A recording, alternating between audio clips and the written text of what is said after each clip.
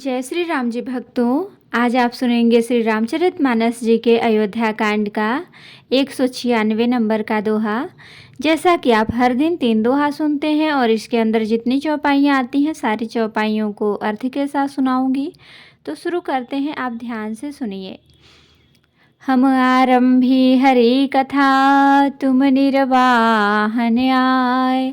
आय सुआसन लीजिए, सुनहु वीर हनुमान। सियावर रामचंद्र की जय। बोलो बजरंग बली की जय। बोलो सब देवी देवों की जय। विश्व भरण पोषण कर जोई, ताकर नाम भरत यस होई। सनकारे सेवक सकल, चले स्वामी रुख पाए। घर तरु तर सर बाग बन, बास बनाए निजाए। सिया राम।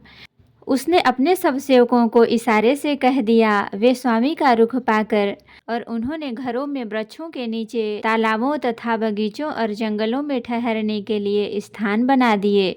श्रृंगवीरपुर भरत दीख जब, भे स्नेह सब अंग शिथिल तब। सोहत दिए निषाद ही लागू, जनु तनु धरे विनय अनुरागू। भरत जी ने जब श्रृंगवीरपुर को देखा तब उनके सब अंग प्रेम के कारण शिथिल हो गए। वे निषाद को लाग दिए, अर्थात उनके कंधे पर हाथ रखे चलते हुए ऐसे शोभा दे रहे हैं मानो विनय और प्रेम शरीर धारण किए हुए हो। यही विधि भरत सेनु सब संगा, दीखी जाय जग पावनी गंगा। राम घाट कह कीन्ह प्रणामो, भामनु मगनु मिले जनु रामो। इस प्रकार भरत जी ने सब सेना को साथ में लिए हुए जगत को पवित्र करने वाली गंगा जी के दर्शन किए। श्री राम घाट को, जहाँ श्री राम जी ने स्नान संध्या की थी, प्रणाम किया। उनका मन इतना आनंद मग्न हो गया मानो उन्हें स्वयं श्री राम जी मिल गए हो। करहि प्रणाम नगर नर नारी, मुदित ब्रह्म में बारी निहारी। करि मज्जनु मागहि कर जोरी, रामचंद्र पद प्रीति न थोरी। नगर के नर नारी प्रणाम कर रहे हैं और गंगा जी के ब्रह्म रूप जल को देख देख कर आनंदित हो रहे हैं। गंगा जी में स्नान कर हाथ जोड़कर सब यही वर मांगते हैं कि श्री राम जी के चरणों में हमारा प्रेम कम न हो, अर्थात बहुत अधिक हो। भरत कहे सुर सरित बरेनु, सकल सुखद सेवक सुर धेनु। जोरी पानी बर मागऊ एहू, सिया राम पद सहज सनेहू।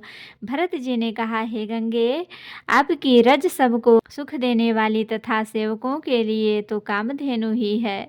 मैं हाथ जोड़कर यही वरदान मांगता हूँ कि श्री सीताराम जी के चरणों में मेरा स्वाभाविक प्रेम हो। यही विधि मज्जनु भरत करी, गुरु अनुशासन पाए। मातु नहानी जानी सब, डेरा चले लवाए। सिया राम। इस प्रकार भरत जी स्नान कर और गुरु जी की आज्ञा पाकर तथा यह जानकर कि सब माताएं स्नान कर चुकी हैं, डेरा उठा ले चले। जहाँ तहाँ लोगन डेरा कीन्हा, भरत सोधु सबहि कर लीन्हा। सुर सेवा करि आय सुपाई, राम मातु पहिगे दो भाई। लोगों ने जहाँ तहाँ डेरा डाल दिया। भरत जी ने सभी का पता लगाया कि सब लोग आकर आराम से टिक गए हैं या नहीं। फिर देव पूजन करके आज्ञा पाकर दोनों भाई श्री रामचंद्र जी की माता कौशल्या जी के पास गए। चरण चापी कहि कहि मृदुबानी, जननी सकल भरत सन मानी। भाई ही सौंपी मातु सेवकाई, आपु निषाद ही लीन्ह बोलाई। चरण दबाकर और कोमल वचन कह कह कर भरत जी ने सब माताओं का सत्कार किया। फिर भाई शत्रुघ्न को माताओं की सेवा सौंपकर अपने निषाद को बुला लिया। चले सखा कर सो कर जोरे, शिथिल शरीर स्नेह न थोरे। पूछत सखहि सुठाऊ दिखाऊ, नेकु नयन मन जरनी जुड़ाऊ। सखा निषाद राज के हाथ से हाथ मिलाए हुए भरत जी चले। प्रेम कुछ थोड़ा नहीं है, अर्थात बहुत अधिक प्रेम है, जिससे उनका शरीर शिथिल हो रहा है। भरत जी सखा से पूछते हैं कि मुझे वह स्थान दिखलाओ, नेत्र और मन की जलन कुछ ठंडी करो। जहाँ सिया राम लखन निसि सोए, कहत भरे जल लोचन कोए। भरत बचन सुनि भयो विषादु, तुरत तहाँ लई गयो निषादु। जहाँ सीता जी, श्री राम जी और लक्ष्मण रात को सोए थे, ऐसा कहते ही उनके नेत्रों के कोणों में प्रेमाश्रुओं का जल भराया। भरत जी के वचन सुनकर निषाद को बड़ा विषाद हुआ।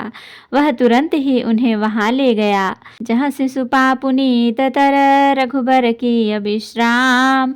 अति स्नेह सादर भरत कीन्ह्यो दंड प्रणाम। सिया राम। जहाँ पवित्र अशोक के वृक्ष के नीचे श्री राम जी ने विश्राम किया था, भरत जी ने वहां अत्यंत प्रेम से आदर पूर्वक दंडवत प्रणाम किया।